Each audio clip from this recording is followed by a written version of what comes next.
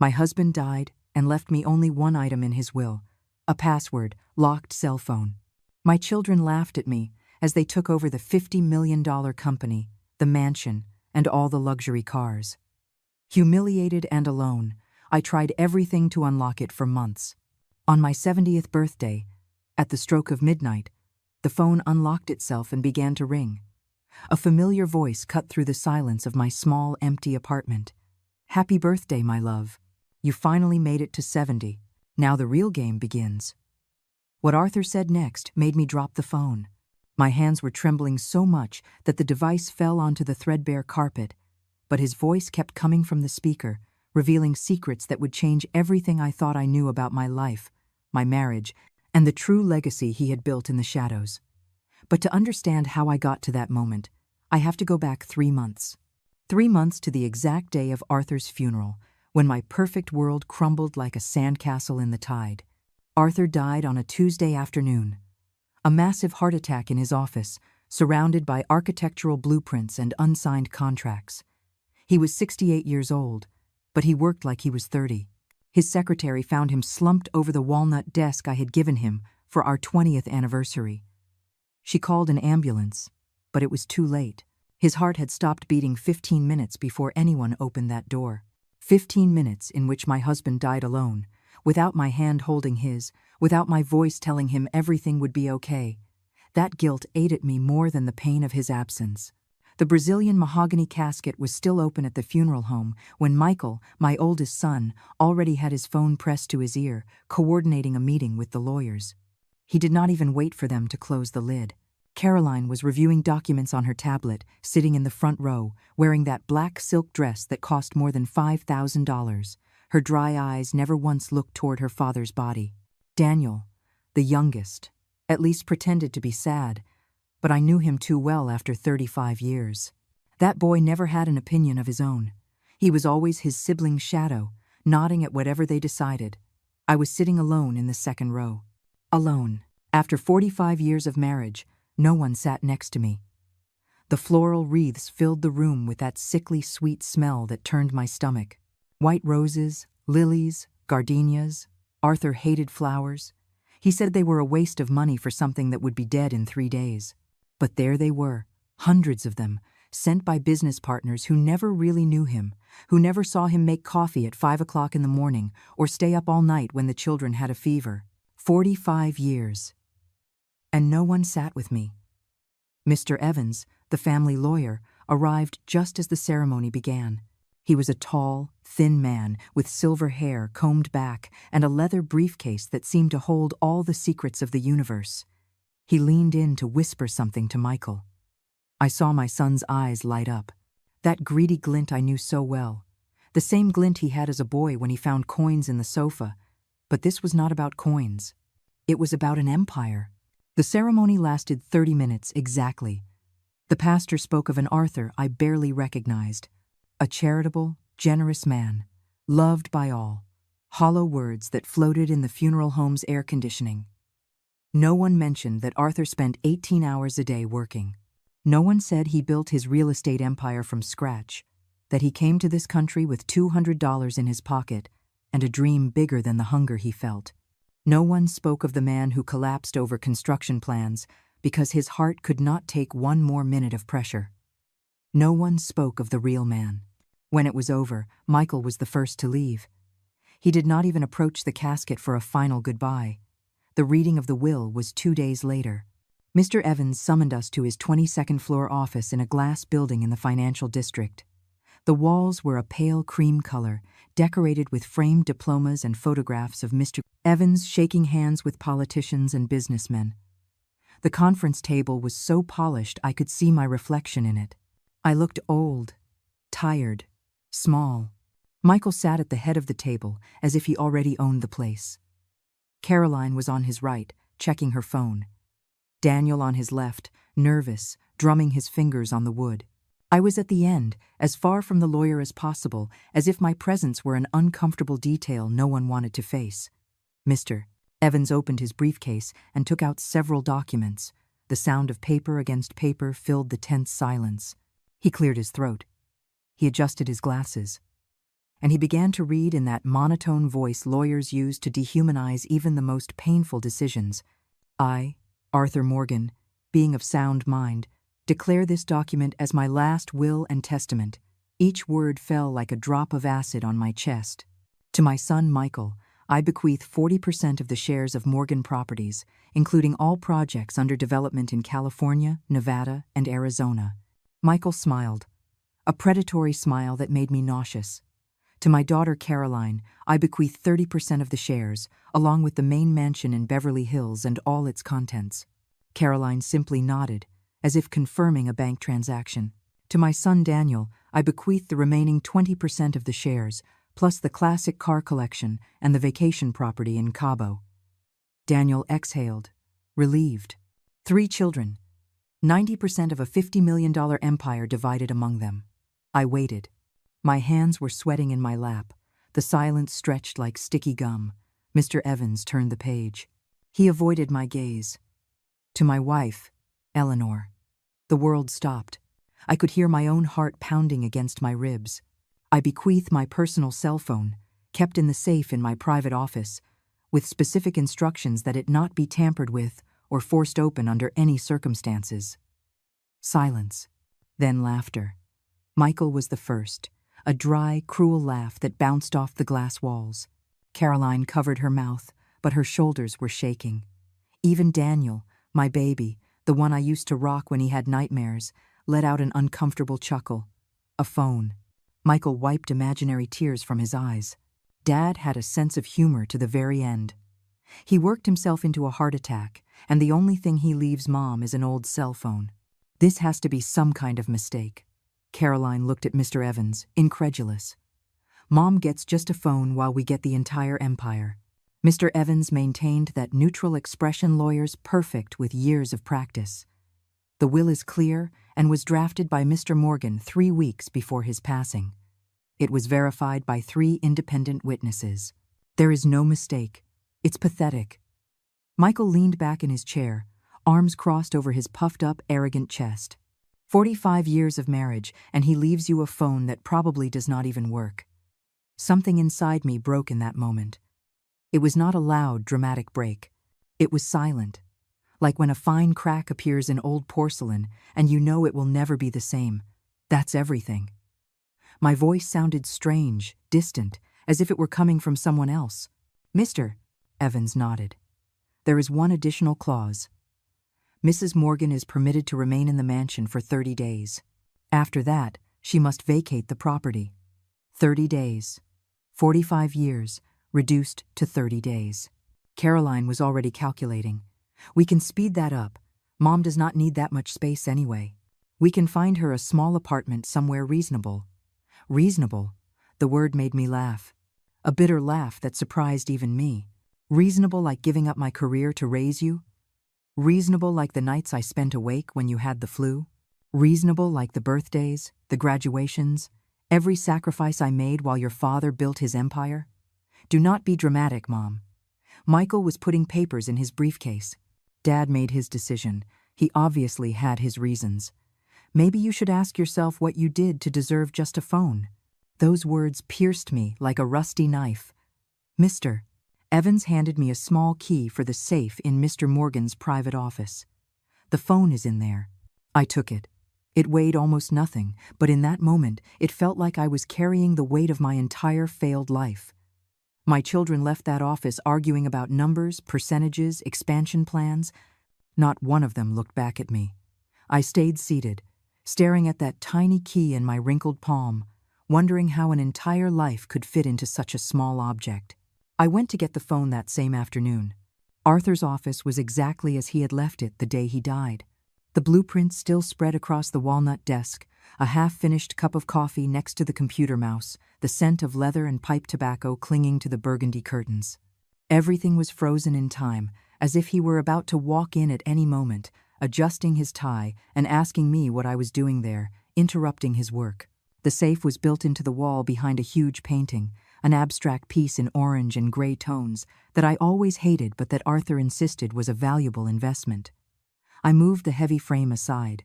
My hands trembled as I inserted the key into the lock. The mechanism made a soft, delicate click, completely disproportionate to the weight of what I was about to discover. Inside was a single object, a cell phone, an old model, the kind no one uses anymore, with a small screen and physical buttons. It was turned off. I took it out carefully, as if it were a fragile relic or a bomb about to explode. The plastic was cold against my skin. It was heavier than I expected. I found the power button and pressed it. The screen flickered. The brand logo appeared. Then, a background image, a photograph of us from our wedding day. Me at 25 years old, in an ivory dress, flowers in my hair, smiling as if the whole world belonged to me. Arthur beside me, so young, so full of dreams, we did not yet know if would come true. We looked happy, so stupidly happy. Then the lock screen appeared. Enter password. 6 empty circles, waiting for numbers I did not know. I tried the obvious first. Our anniversary date, 03/08/79, error. The screen shook, rejecting my attempt. I tried his birthday, 150456. Error again. Michael's birthday. Error. Caroline's. Error. Daniel's.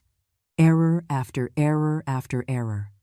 After 10 failed attempts, a warning appeared in red letters. Too many incorrect attempts. Try again in 30 minutes. I sank into Arthur's leather chair, that enormous piece of furniture where he spent hours signing contracts and making decisions that moved millions. It still smelled like him. Like that expensive cologne he wore, mixed with the scent of old papers and ambition. I held the phone against my chest and, for the first time since his death, I truly cried. I did not cry at the funeral. I did not cry at the will reading. But there, alone in his office, surrounded by his things, with that stupid phone in my hands, I fell apart. The tears fell, hot and bitter, soaking my cream-colored blouse. I cried for the 45 years. I cried for the woman I had been, the brilliant architect who gave up her career to be a wife and mother. I cried for every family dinner where my children barely looked at me. I cried because my husband died alone in this office, his heart exploding from pressure, and I was not there to hold his hand. And I cried because part of me was furious with him, furious because he left me this humiliation, this cruel riddle. Why not just leave me something normal? Money? A property? A letter explaining why he hated me so much? But not a locked phone. As if even after death, Arthur was still playing his games of control. I spent the next 30 minutes searching his office for clues. I checked every desk drawer. I found bank statements, construction contracts, old photographs of finished projects. In the bottom right drawer, there was a box of Cuban cigars he never opened and a bottle of 30-year-old whiskey he saved for special celebrations. Nothing that looked like a password. Nothing that explained why this phone was my only inheritance. When the 30 minutes were up, I tried again. The date we met. Error. The street number of our first house. Error. The last 6 digits of his social security number. Error. Too many incorrect attempts. Try again in 60 minutes. The waiting time was doubling each time. It was a security system designed to thwart hacking attempts or to torture desperate widows. I left the office as it got dark. The 30 days I had to vacate the mansion were slipping away fast. Michael had already sent an appraiser to value the furniture. Caroline had hired an interior designer to redecorate her new house. Daniel simply avoided looking at me.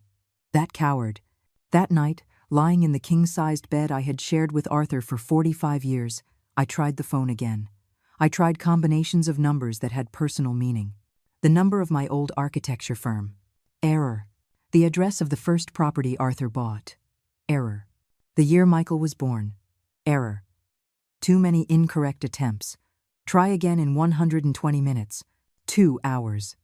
The phone was punishing me for my ignorance. The days dragged on like slow torture. During the day, I watched my children dismantle the life Arthur and I had built. Michael sold 3 of his father's classic cars in the first week. Caroline hired a moving company to catalog and pack everything of value. Daniel settled into the Cabo property and posted pictures on social media, drinking cocktails by the infinity pool. At night, I tried to decipher the phone. I tried numerical sequences, historical dates Arthur used to mention. Lucky numbers.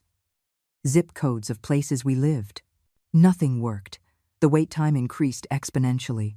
4 hours, 8 hours, 16 hours. The phone was becoming inaccessible. In the third week, Michael walked into my bedroom without knocking. I was sitting on the bed, the phone in my hands, dried tears on my cheeks, still messing with that thing. His voice dripped with contempt. "Mom, it's pathetic. It's an old phone. Dad probably left it there forgotten years ago, and the lawyer thought it was important. Your father never forgot anything." My voice was hoarse from so much silent crying. "Whatever." Michael shrugged. "We need to talk about your situation. The 30 days are up in a week. Caroline found an apartment for you. 1 bedroom, bathroom, kitchenette. It's small, but enough for 1 person. 1 bedroom. It's all you need. You're not going to have visitors. Your friends stopped calling years ago because you never had time for them. You were too busy being the perfect wife." The cruelty in his voice was like venom. "The apartment costs $900 a month. We'll pay the first 6 months. After that, you'll have to figure it out." Figure it out? I'm 66 years old. I have not worked in 45 years. How am I supposed to figure it out? Not my problem, Mom. Dad made his decisions. Maybe you should have been a better wife. Michael left the room, leaving those words stuck in my chest like rusted daggers. That night, I tried the phone again. My fingers trembled over the numbers. There were almost no logical combinations left to try. I entered my birthday. I was 66, turning 67 in 3 months. Incorrect password. Too many attempts. Device will be locked for 30 days. 30 days. The same amount of time I had to leave my home. The phone shut down completely. The screen went black, dead, unresponsive to any button. I shook it. Desperate. I tried to turn it on again. Nothing. Arthur had left me an impossible puzzle, and now I could not even keep trying to solve it. The move was humiliating. 2 men in gray uniforms packed my few belongings into cardboard boxes. Clothes. Some books. Photographs that no one else wanted. Everything fit in the back of an old van. 45 years of life reduced to 8 boxes. Caroline personally supervised to make sure I did not take anything of value. She checked every box, every bag, as if I were a thief in my own home. It's just protocol, Mom. Do not be offended. Do not be offended. As if humiliation were optional. The apartment was exactly as Michael had described it. A room with worn-out beige walls, a window that looked out onto a dirty alleyway, a bathroom so small the toilet and shower barely fit. The kitchenette consisted of a 2-burner electric stove and a refrigerator that made unsettling noises every 20 minutes. The men left the boxes in the middle of the room and left. I sat on the thin mattress that came with the rental. Arthur's phone was in my purse, still off. Still locked. Still mocking me. Outside, the city lived its normal life. Cars passed. People laughed. The world kept spinning while mine had stopped completely. I took out the phone and looked at it. The black screen reflected my face. I looked old. Destroyed. Defeated. "What did you want me to find, Arthur?" I asked the dead device. "Why did you do this to me?" Silence was its only answer. The days in that apartment turned into a routine of survival and obsession. Every morning I woke up on that thin mattress that creaked with every move, staring at the water-stained ceiling, wondering how I had ended up here. The woman I once was, the brilliant architect who designed buildings, who had dreams bigger than the sky, had disappeared so long ago I could not even remember her face. The phone remained on the makeshift nightstand, an overturned wooden crate I found in the building's trash. It was still off. Dead. It had been locked for 2 weeks, and I counted every hour that passed until the 30 days were up, and I could try again. The money Michael promised arrived only once. $600 deposited into my account with a handwritten note. "We reduced the amount. We feel you spend too much. $600 for rent, food, utilities, medicine. My blood pressure required pills that cost $80 a month. I decided to skip doses to make them last longer. I ate once a day. Cheap bread from the discount supermarket. Sometimes a piece of cheese when it was on sale. Hunger became my constant companion. That dull ache in my stomach that you eventually get used to ignoring. I lost weight. My clothes hung loosely on my bones. When I looked in the bathroom mirror, I saw a stranger. A ghost of a woman who used to be me. My children did not call. Not once. I tried to reach Michael in the third week. I dialed his number from the payphone on the corner because I could no longer afford a cell phone. His secretary answered with that professional, cold voice. "Mr. Morgan is in an important meeting. I'm his mother. It's urgent. He will return your call when he has time." He never returned the call. I tried Caroline. Her phone rang 6 times before going to voicemail. "Hi, you've reached Caroline Morgan. Leave your message after the tone." She did not even bother to include a warm greeting. I left a message, then another, then another. Absolute silence. Daniel was the only one who responded, but only with a text message. "Mom, I need space. What's happening is complicated for me too. Please understand." Space. He had a mansion in Cabo, and I had 200 square feet of desperation. The nights were worse. The building was full of noises that kept me awake.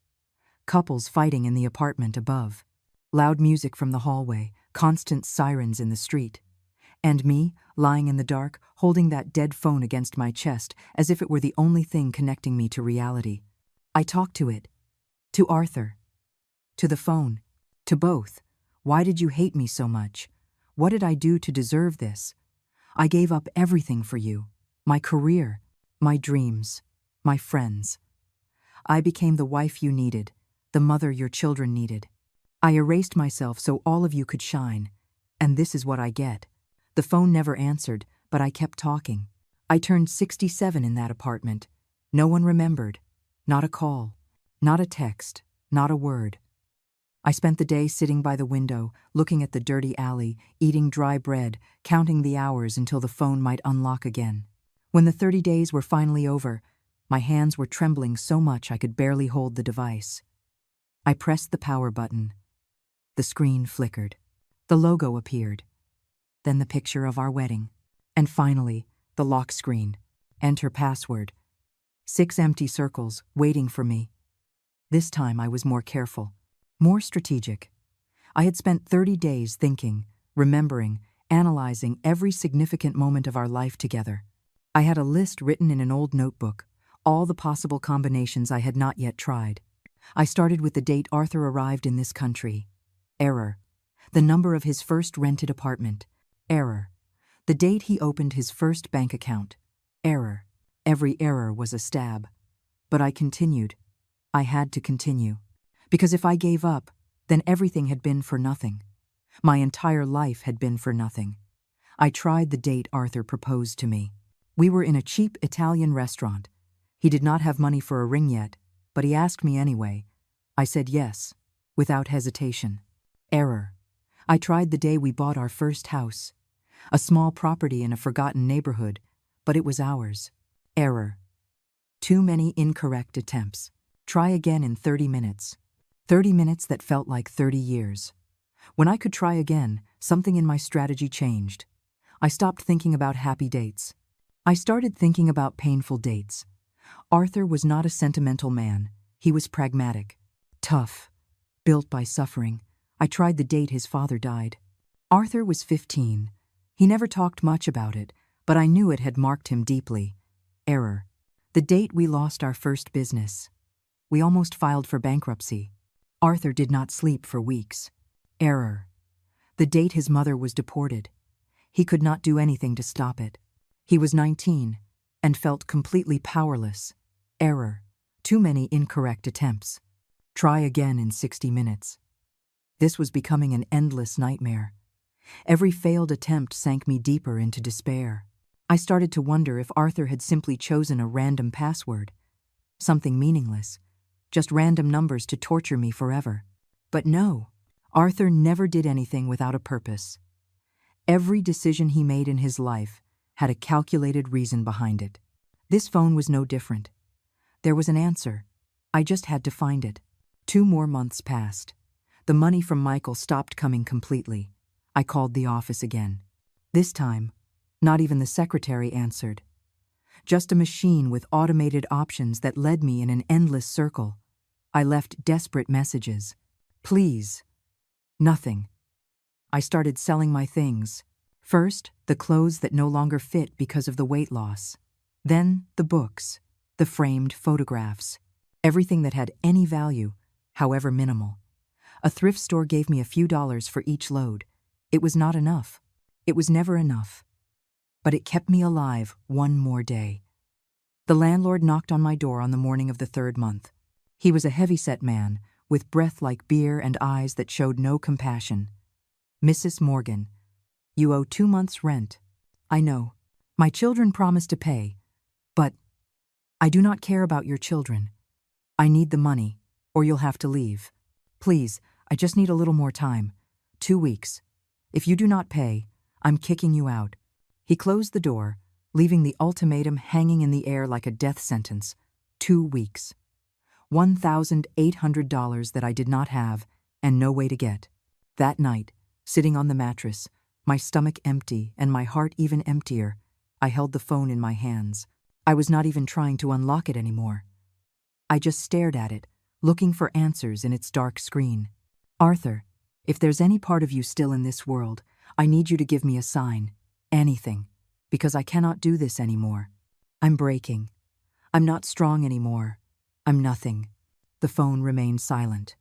But then, something changed. A strange sensation like electricity in the air. I looked at the screen. It was still off. But something was different. I could not explain it. It was as if the object in my hands had come alive for a second. I turned it on again. The familiar routine. Logo. Photograph. Lock screen. This time I did not think. I did not calculate. I just let my fingers move on instinct. Numbers that came from somewhere deep in my memory. A place I did not know existed. 082325. The screen flickered. My heart stopped. The circles filled with green. The phone unlocked. The screen lit up with an almost blinding brightness in the darkness of my miserable apartment. My hands trembled so much I almost dropped the phone. After months of failed attempts, of accumulated frustration, of nights crying in silence, I had finally unlocked the device Arthur left me as my only inheritance. Our anniversary, August 23rd, and my age, when we got married, 25. It was so obvious and so hidden at the same time. Arthur always said I was the most beautiful woman in the world on our wedding day. He held that date as if it were sacred. And I, stupidly, had only tried the date without thinking to add my age from that moment. The home screen appeared. There were no normal apps, no social media, no games. Just 3 icons in the center of the black screen, a folder called For Eleanor, a calendar with one date marked in red, and a voice recorder app. My fingers hovered over the screen, not daring to touch anything. My heart was beating so hard I could feel it in my ears. What had Arthur left in here? Why all this mystery? Why torture me for months before revealing whatever this contained? I touched the folder first. It opened to show a list of numbered files. File 1, File 2, File 3. They went all the way to File 15.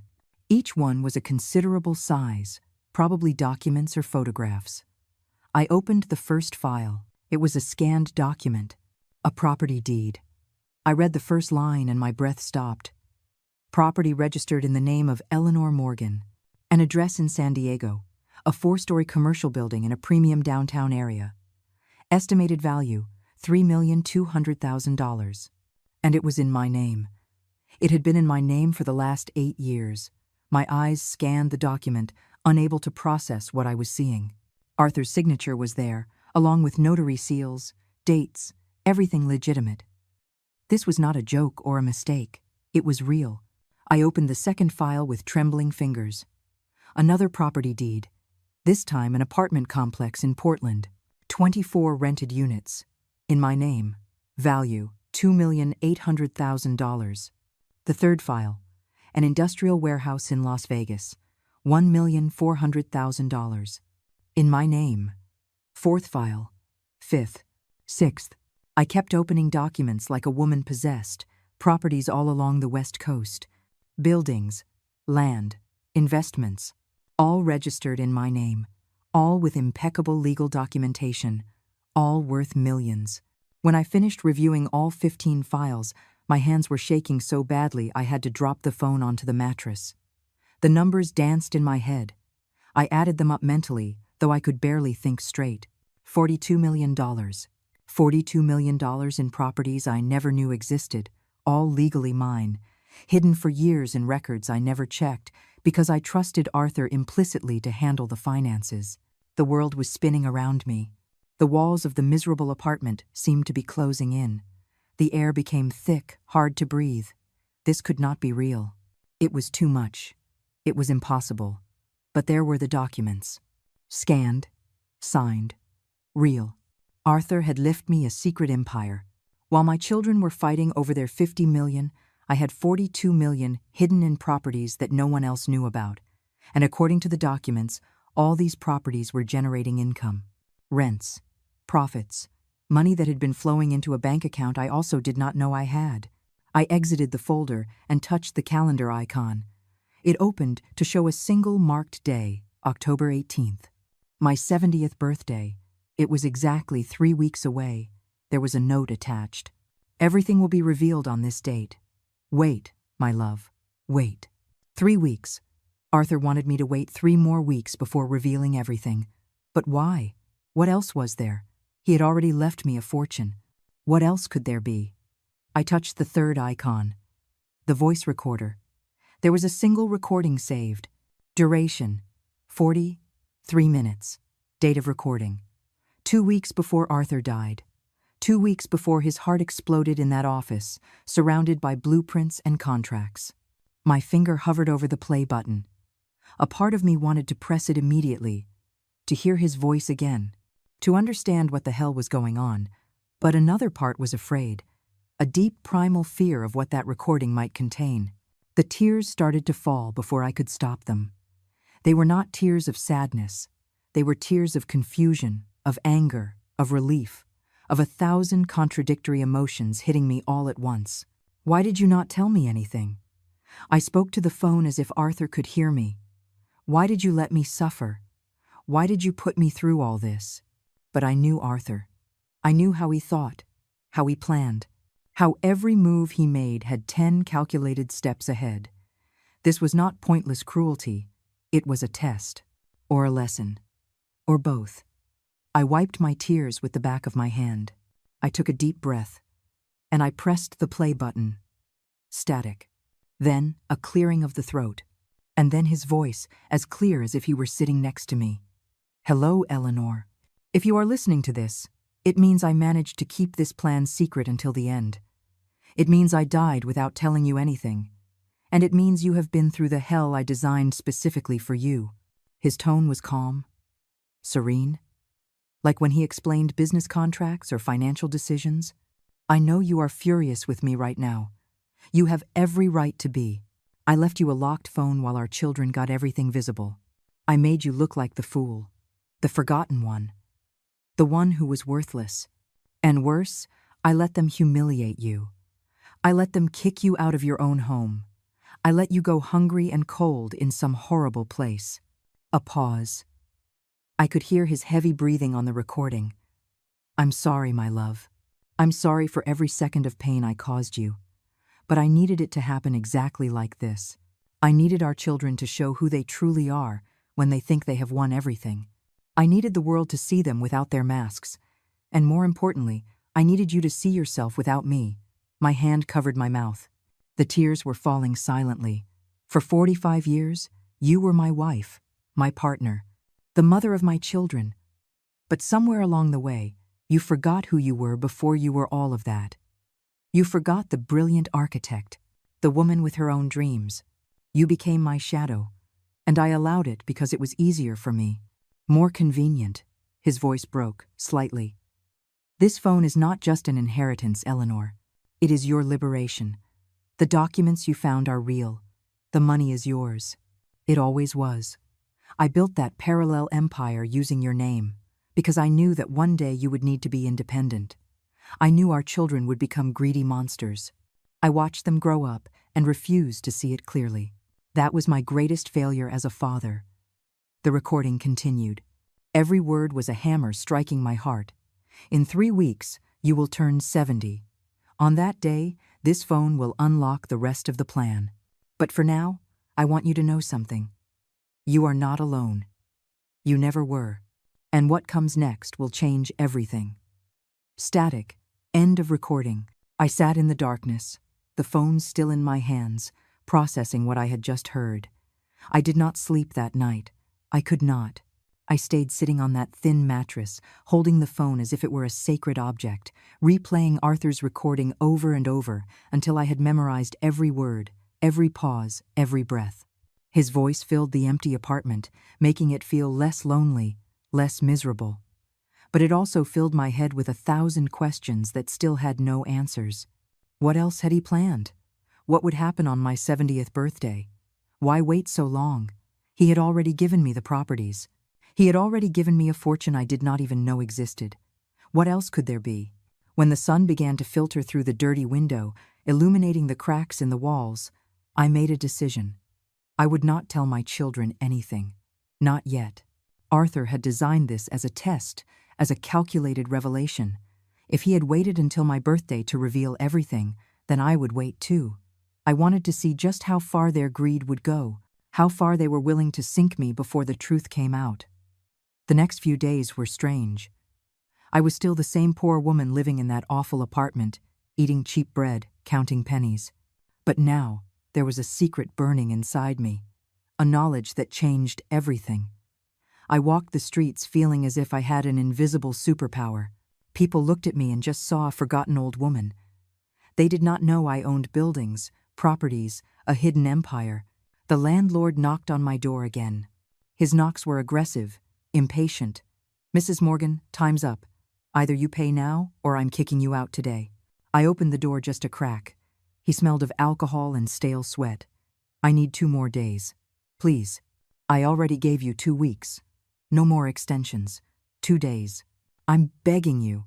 Something in my voice, maybe the genuine desperation, made him hesitate. He snorted in frustration. 2 days, not 1 more. And you better have the full amount, or I'm calling the police to drag you out. He left, cursing under his breath. I closed the door and leaned against it. 2 days. My birthday was in 19 days. Still too long, but I had documents proving I owned $42 million in properties. Technically, I could go to a bank, show the papers, access the accounts. But something stopped me. Arthur's voice on that recording. "Wait, my love. Wait." I decided to try one last time with my children. Maybe, just maybe, there was some humanity left in them. I took the bus to Michael's office. The ride took an hour and a half, crossing the city from my forgotten neighborhood to the glittering financial district where my oldest son played at being an important executive. The building where he worked was all glass and steel. Imposing. Cold. The lobby had marble floors so polished I could see my reflection. I looked small. Insignificant. The receptionist stopped me before I could even get near the elevators. "Do you have an appointment?" "I'm Michael Morgan's mother. I need to see him." She looked me up and down, evaluating my worn clothes, my old shoes, my tired face. Her expression shifted to something between pity and contempt. "Mr. Morgan is in meetings all day. I can leave him a message. Please, just 5 minutes. It's urgent. I'm sorry, ma'am. Without an appointment, I cannot let you go up." Her tone was final, inflexible. I just stood there like a fool, feeling the stares of the people walking by. Executives in expensive suits. Women in heels that clicked like hammers against the marble. All of them busy, all of them important. And me, an old woman in their way. I waited in the lobby for 3 hours, sitting on a bench near the entrance, watching people come and go. The receptionist threw me occasional, annoyed glances, as if my presence were contaminating the elegant atmosphere. Finally, Michael came out of the elevator. He was with 2 other men in gray suits, laughing about something one of them had said. I stood up quickly, almost tripping over my own feet. "Michael." He stopped. The smile vanished from his face, replaced by something close to embarrassment. But it only lasted a second. Then came the irritation. "Mom, what are you doing here? I need to talk to you. It's important." The men with him exchanged uncomfortable looks. Michael gestured to them. "Go on ahead. I'll catch up with you at the restaurant." He waited until they were gone. Then he looked at me with those cold eyes that were once the innocent eyes of my baby. "You have 2 minutes. Talk. They're going to evict me from the apartment. I do not have money for the rent. I need help. We gave you money at the beginning. It was not enough. It's barely enough to eat. And you all stopped sending more, because we felt you needed to learn how to manage your money." His voice was condescending, as if talking to a foolish child. "Michael, I'm your mother. How can you leave me on the street? Dad made his decisions. He knew what he was doing. If he left you just a phone, it was for a reason. That phone?" I stopped. I almost said it. I almost revealed everything right there. But something held me back. The way he was looking at me. Like I was a problem he needed to solve quickly so he could get back to his important life. "That phone is all I have left of him." "Exactly. So keep it as a memento and move on. Get a job. I do not know, clean houses or something. You're 67 years old, not 100. You can still be useful." Every word was a slap. But the worst part was his expression. Indifferent. Bored. As if this conversation were a waste of time he could be using to make more money. "Is that all I'm worth to you? After everything I did for you all? Oh, Mom. Always so dramatic. You did what mothers are supposed to do. No one asked you to be a martyr." He checked his expensive watch. "I have to go. Good luck with your situation." He turned and walked toward the glass door. He did not look back. Not once. I stood in that lobby like a pillar of salt. The receptionist was watching me with a mix of pity and relief that I was finally leaving. The tears wanted to come, but I swallowed them. Not here. Not in front of all these people. I left the building and walked aimlessly for hours. My feet hurt, but I did not care. The physical pain was easier to handle than the ache in my chest. That enormous void where my children's love used to be. When I got back to the apartment, it was already dark. I found a note taped to my door. It was from the landlord. "Final notice. Pay tomorrow or I will be forced to take legal action." I sat on the floor in the hallway, my back against the door, holding that note. Arthur's phone was in my purse. I took it out and looked at the screen. The calendar still showed that marked date. October 18th. It was still 18 days away. "Arthur, I do not know if I can wait that long," I whispered to the phone. "I do not know if I'm as strong as you thought I was."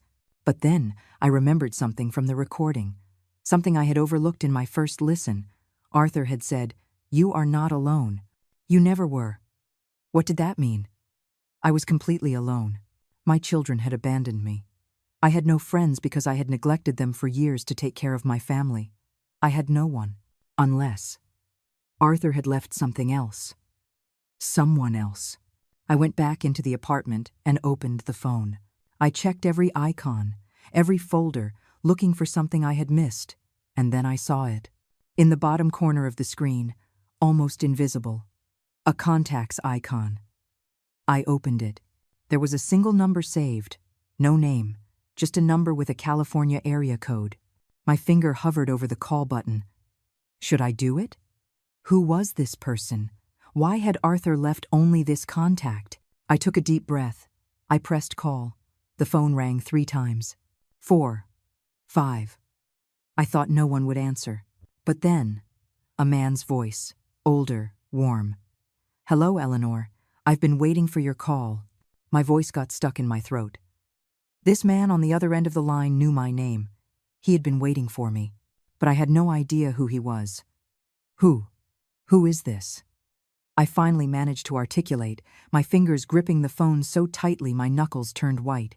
"My name is Antonio Garcia. I was Arthur's best friend for 40 years.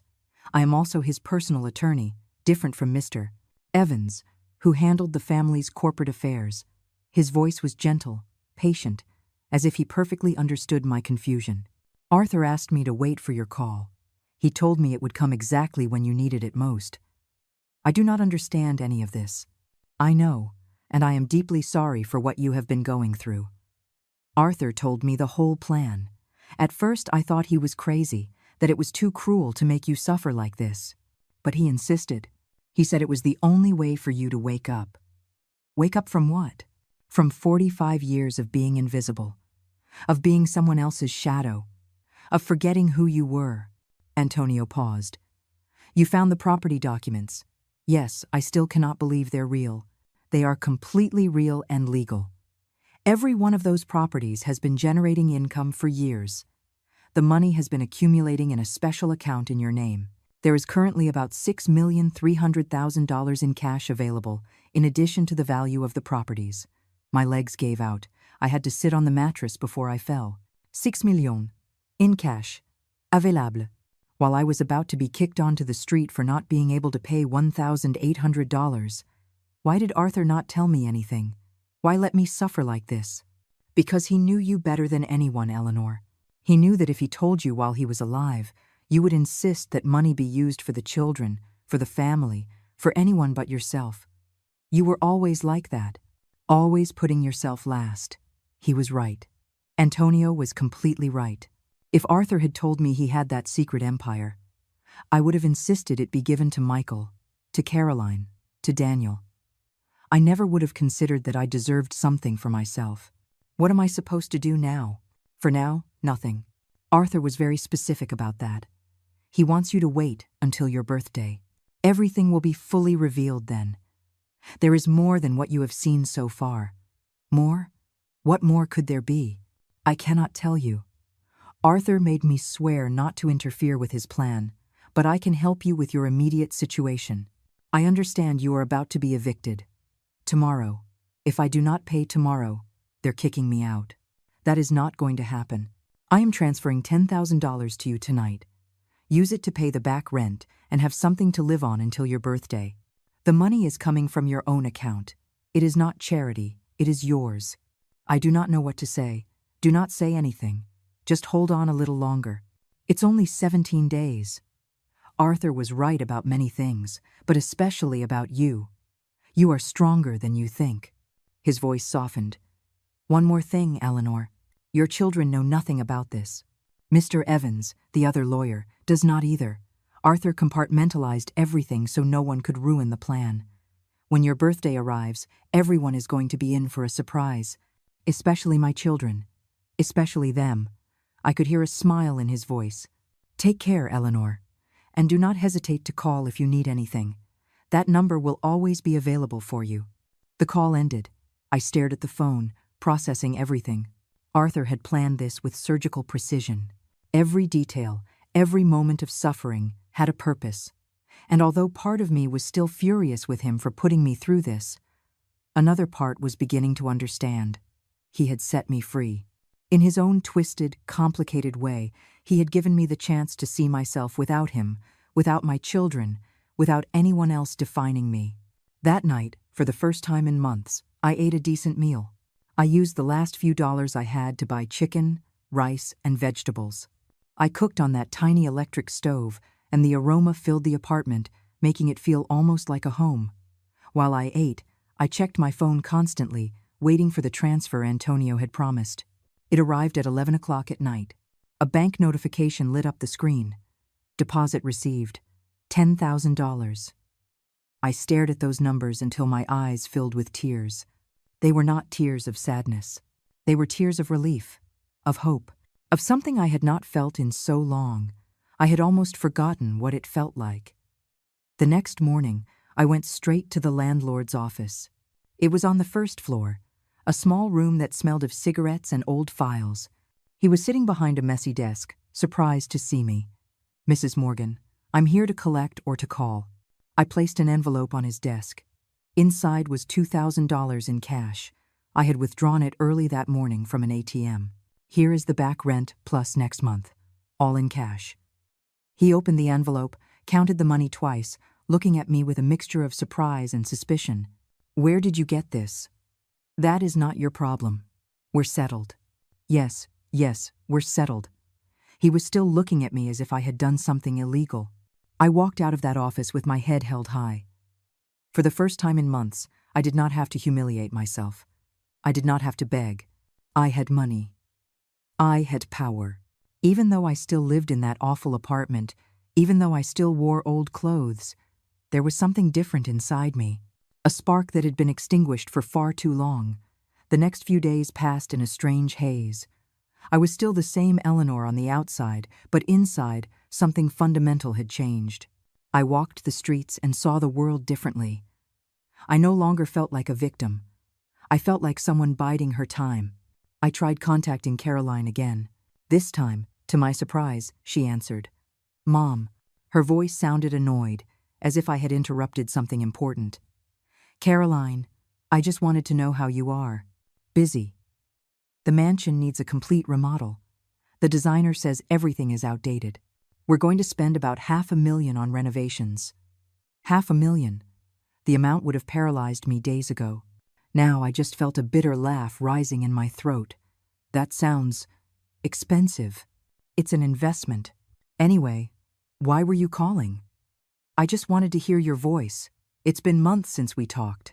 Well, we've talked. I have to go. The designer is waiting.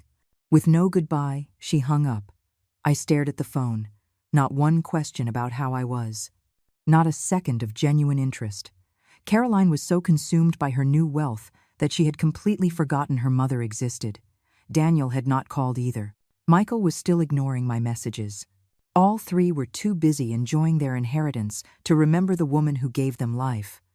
But I was not angry anymore. I was at peace. Because I knew something they did not.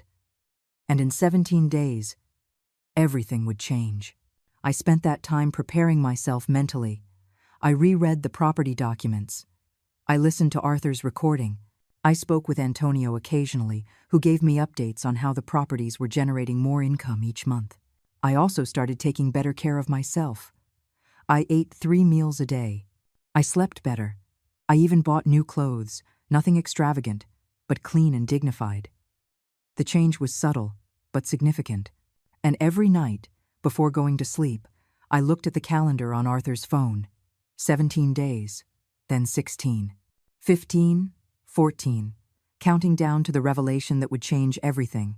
The days dragged on with painful slowness, but at the same time, they flew by. Every morning I woke up with a mix of anticipation and terror. What would happen when my birthday arrived? What else had Arthur planned?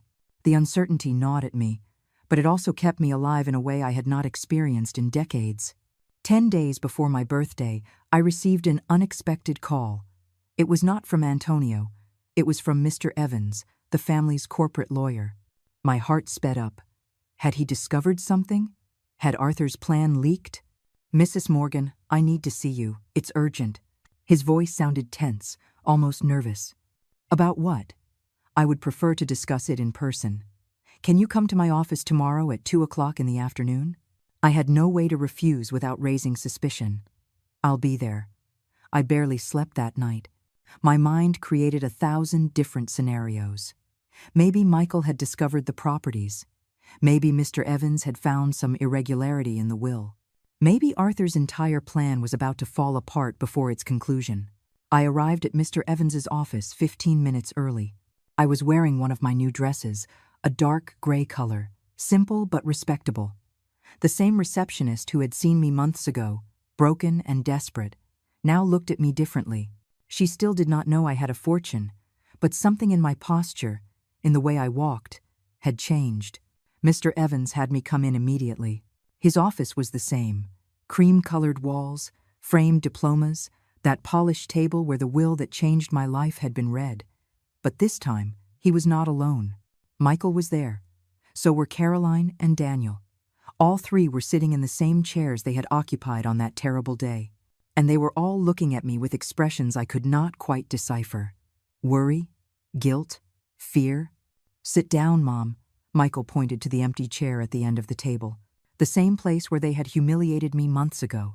I sat down slowly, keeping my expression neutral. My heart was pounding like a war drum, but I was not going to let them see it. Mr. Evans cleared his throat, adjusted his glasses, and spoke in that professional tone he used to mask discomfort. Mrs. Morgan, I've called you here because a complicated situation has arisen. Over the past few weeks, we have been auditing the finances of Morgan Properties as part of the transition process, and we have discovered certain irregularities. Irregularities. I kept my voice calm. Depths. Michael interjected, his face tense. Massive debts that Dad hid in the corporate structure.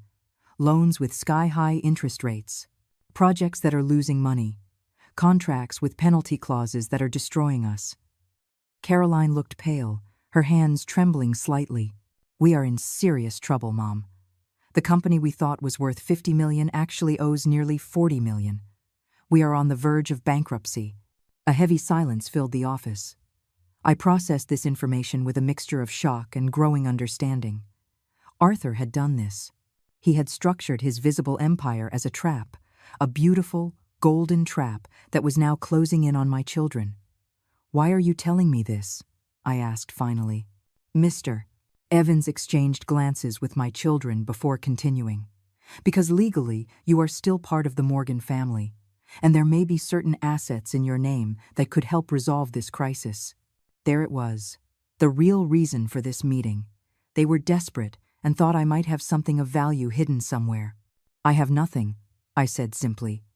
You were there when the will was read. I received a phone. That's all. That phone. Michael leaned forward. Did you manage to unlock it? My mind worked quickly. I could lie. I could say no. But something in me wanted to see how far they would go. I wanted to see if there was any spark of real humanity, or if this was all just financial panic disguised as family concern. Yes, I unlocked it. The three of them tensed visibly. Mr. Evans leaned forward, anxiously. And what was inside? Old photographs, voicemails, memories. It was not entirely a lie. Those things were there too. I just had not mentioned them. Nothing of monetary value. The disappointment on their faces was palpable. Michael leaned back in his chair, running his hands through his hair in frustration. This is a disaster. Dad left us a rotten empire. Why would he do something like that?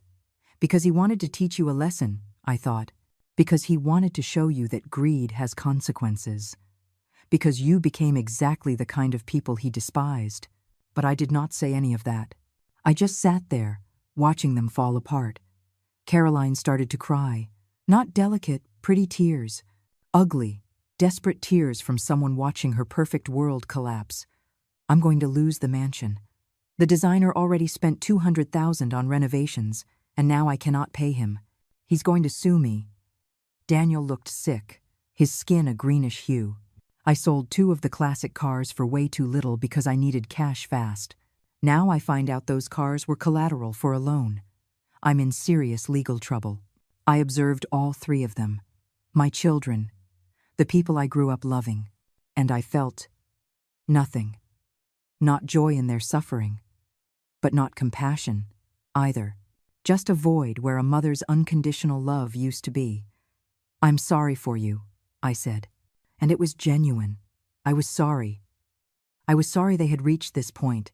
I was sorry Arthur had to teach them in this brutal way, but I do not know how I can help. Could you talk to Mr. Evans? Michael now sounded almost pleading. See if there's any way to reclaim a part of the inheritance. Something Dad might have overlooked. Anything. After 45 years of marriage, your father left me a phone. Do you really think he overlooked anything? I let the irony hang in the air. You received everything. I received nothing. Those were his decisions. But you were his wife. And you are his children, I interrupted. If he wanted to punish me with nothing, what makes you think he did not want to punish you with debts? The silence that followed was uncomfortable, tense. Mr. Evans coughed nervously. There is another option. The 3 of you could file for corporate bankruptcy. You would lose the company, the properties, everything. But you could start over. Start over? Caroline almost shouted. With what? We have nothing without Dad's money. None of us has ever really worked in our lives.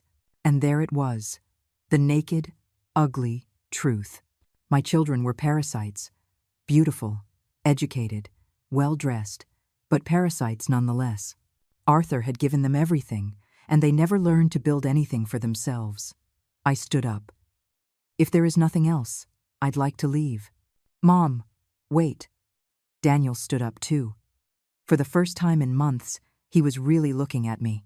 Not through me, but directly into my eyes. I'm sorry. For everything. For how we treated you. For kicking you out of the house.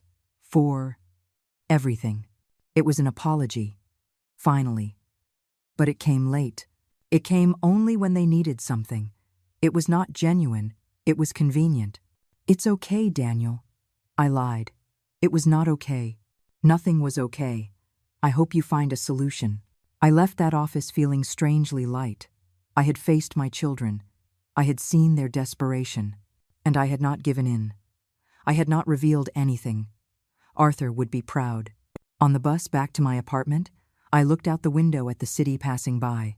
Tall buildings, busy people, life happening in all directions. And me, sitting there with a secret that would change everything in 9 days. 9 days until my 70th birthday. 9 days until the truth came out. 9 days until Arthur had the last word. The last 9 days were a sweet agony. Every hour that passed brought me closer to the final revelation, but it also increased my anxiety. What else had Arthur planned? He had already given me a fortune. He had already exposed our children for who they really were. What else could there be? Antonio called 3 days before my birthday. His voice sounded different, more serious, more formal. Eleanor, I need you to come to my office on your birthday. At 9 o'clock in the morning, sharp. What's going to happen? Everything will be revealed then. Arthur left very specific instructions. I have also invited your children and Mr. Evans. Everyone needs to be present. My stomach twisted. Do they know what the meeting is for? They only know it's about pending matters of Arthur's estate. They have no idea what's really coming. He paused. Eleanor, prepare yourself. What is about to happen will change everything. Not just for you, but for everyone. The call ended, leaving me with more questions than answers. I spent those 3 days in a constant state of nervousness. I cleaned the apartment obsessively, even though it was already clean. I reread the property documents. I listened to Arthur's recording, searching for clues I might have missed. The night before my birthday, I could not sleep. I stayed awake, looking at the ceiling, listening to the building's nighttime sounds. Someone was arguing in the apartment above. A baby was crying down the hall. Life went on as normal for everyone but me. At 5 o'clock in the morning, I gave up and got up. I took a shower with water that alternated between lukewarm and ice cold because the heater was unpredictable. I dressed carefully. I had bought a dark green suit with some of the money Antonio had given me. It was not luxurious, but it was elegant, appropriate. I looked in the mirror and almost did not recognize the woman looking back at me. She was no longer the destroyed widow from 3 months ago. There was something different in my eyes. Determination. Strength. Something that had been dormant for 45 years and was finally waking up. I arrived at Antonio's office at 8:40. The building was different from Mr. Evans's. Older, with exposed brick and wood-framed windows. Antonio's office was on the 3rd floor. An older secretary greeted me with a genuine smile. Mrs. Morgan, Mr. Garcia is waiting for you. She led me down a hallway with wooden floors that creaked under our steps. Antonio's office was cozy, filled with books, with a dark mahogany desk and worn leather armchairs that looked like they had been there for decades. Antonio stood up when I entered.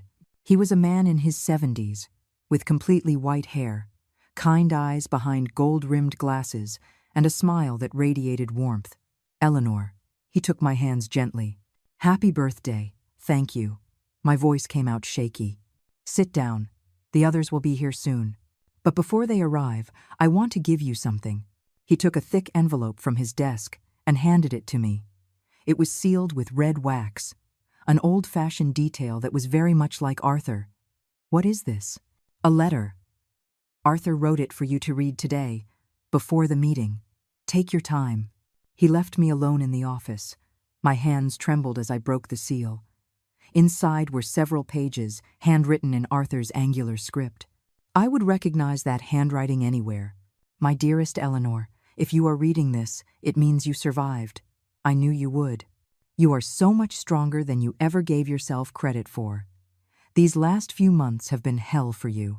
I designed it that way, not because I hated you, but because I loved you too much to let you live the rest of your life as my shadow. You needed to break completely so you could rebuild yourself. Our children became monsters. That is my fault. I gave them too much. I taught them that money was power, but I never taught them compassion, humility, or hard work. When I saw what they had become, I knew I had to do something drastic. The empire they inherited is real, but it is structured to teach them a lesson. All those debts, all those problems, are consequences of decisions I made intentionally. I wanted them to feel pressure. I wanted them to understand that money without wisdom is a curse. But you, my love, you deserve something different. That parallel empire I built in your name is completely yours. 42 million in properties, plus the 6 million in cash that has accumulated. But that is not all. There is a third part of my estate that no one knows about. Not even Antonio, until 2 weeks ago. For the last 15 years, I have been investing in tech companies, international real estate, and investment funds under a shell corporation registered in Delaware. That corporation is worth approximately $68 million, and it is entirely in your name. Adding it all up, you are the owner of more than $116 million. You are one of the wealthiest women in California, and no one knows it. Today, in this meeting, Antonio will reveal all of this in front of our children. They will see your true power. They will see that the man they thought had forgotten you, in reality, gave you everything. But here is the most important part, Eleanor. That money is not for you to become like them. It is for you to rebuild your life on your own terms. Travel. Design buildings again. Pursue the dreams you sacrificed for us. Live. And about our children. That decision is yours. You can help them out of their debts, or you can let them learn the hard way. I will not judge you for whichever decision you make. I am in no position to judge anymore.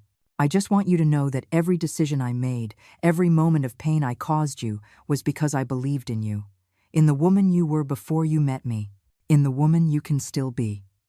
Happy 70th birthday, my love. May these be the first of many more to come. Yours always, Arthur. The tears fell onto the paper, smudging the ink. But they were not tears of sadness. They were tears of release, of understanding, of forgiveness. Arthur had given me everything. Not just money. He had given me the chance to rediscover myself, to be strong, to be me again. The door opened. Antonio peeked his head in. They've arrived. Are you ready? I wiped my tears. I took a deep breath. I stood up, straightening my back, lifting my chin. I'm ready. We entered the conference room. Michael, Caroline, and Daniel were already there, sitting on one side of the table. Mr. Evans was with them, his expression confused. None of them understood why they were there. When they saw me walk in, their expressions were of shock. I was no longer the broken woman they had seen days ago in Mr. Evans's office. There was something different about me. Power, presence, control. I sat on the other side of the table, directly across from them. Antonio placed himself at the head, opening his briefcase and taking out documents. Good morning, everyone. Thank you for coming. Today is Mrs. Eleanor Morgan's 70th birthday, and as per the specific instructions left by Arthur Morgan, the full truth about his estate will be revealed today. Michael leaned forward, impatient. Is there more money? Something that can help us with the debts? Antonio looked at him with an expression that could have been pity, or amusement, or both. Oh yes, Michael. There is much more money, but it is not for you. And then, the revelation that would change everything began. Antonio placed the documents on the table with deliberate, ceremonial movements. Each paper that landed sounded like a final judgment. My children watched with a mixture of confusion and desperate hope. Mr. Evans looked uncomfortable, as if he knew something important was about to explode, and he had no control over it. For the last 15 years, Arthur Morgan built a second empire, a parallel empire that no one in this room, except for me and now Eleanor, knew about. Antonio pushed the first document toward the center of the table. $42 million in real estate properties registered completely in the name of Eleanor Morgan. The silence was absolute. I could hear the clock ticking on the wall, the distant hum of the air conditioning, my own heart pounding like a war drum. Michael was the first to react. That's impossible. Dad would have told us. He would have included us in. He did not want to include you, Antonio interrupted coldly. In fact, he specifically excluded you. Here are the property records. Every building, every parcel of land, every investment, all in his wife's name. Caroline picked up one of the documents with trembling hands. Her eyes scanned the pages. Every line, every number. The color drained from her face with every passing second. This cannot be legal. Dad was not mentally well. He was under stress. Arthur Morgan was evaluated by 3 independent psychiatrists 1 month before his death.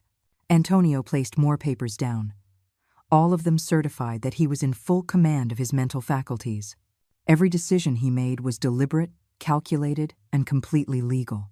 Daniel was staring at the table, his face buried in his hands. He did not even try to read the documents. I think in that moment, he understood before his siblings what had really happened. Their father had tested them, and they had all failed. But that is not all, Antonio continued, savoring every word. It was not cruelty, it was justice. Arthur also established a shell corporation 15 years ago. Investments in technology, international real estate, venture capital funds. That corporation is worth approximately $68 million. He pushed another set of documents forward, also registered completely in the name of Eleanor Morgan. Michael shot to his feet, his chair falling backward with a crash. This is bullshit. Dad cannot do this. We're his children, and she is his wife of 45 years. Antonio's voice was steel. The woman who sacrificed her career, her dreams, everything, so that you 3 could have the life you had. The woman you kicked out of her own home. The woman you let starve in a miserable apartment while you spent millions on unnecessary luxuries. Every word was a slap. Michael just stood there, shaking with rage and helplessness. Caroline was crying silently, her makeup running down her cheeks. Daniel was still, head in his hands, defeated. Mr. Evans finally spoke, his voice barely a whisper. What is the total estate? Adding the properties, the accumulated cash, and the shell corporation, Eleanor Morgan is the owner of approximately $116 million. Antonio leaned back in his chair. More than double what you 3 inherited. And unlike your estate, hers does not have a single dollar of debt. The silence that followed was devastating. All the arrogance, all the superiority, all the contempt my children had shown for months instantly evaporated. They looked at me as if seeing me for the first time. I was no longer the useless old woman. I was the wealthiest person in the room. Mom. Caroline tried to speak through her sobs. We did not know. If we had known. You would have been different, I interrupted. My voice was calm, but firm. You would have treated me with respect if you knew I had money? You would have loved me only because it was convenient? No one answered. Because we all knew the answer. I stood up slowly. For the first time in this meeting, all eyes were on me. But now it was not out of pity or contempt. It was out of respect, out of fear, out of the understanding that the balance of power had completely shifted. For 45 years, I became what you needed. The perfect wife, the sacrificial mother, the one who always put everyone else first. I walked around the table, my steps echoing in the room. And when your father died, you discarded me like trash. You humiliated me. You left me alone. You taught me that the love I gave you for your entire lives meant nothing. Michael opened his mouth to speak, but I stopped him with a look. Arthur gave me this fortune. But more importantly, he gave me the chance to see you without a mother's illusions.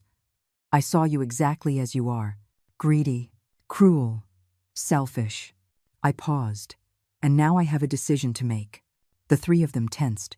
They knew what was coming. The question that had been floating in the air since Antonio started revealing everything. You are in massive debt, on the verge of bankruptcy, and I have more than enough money to save you.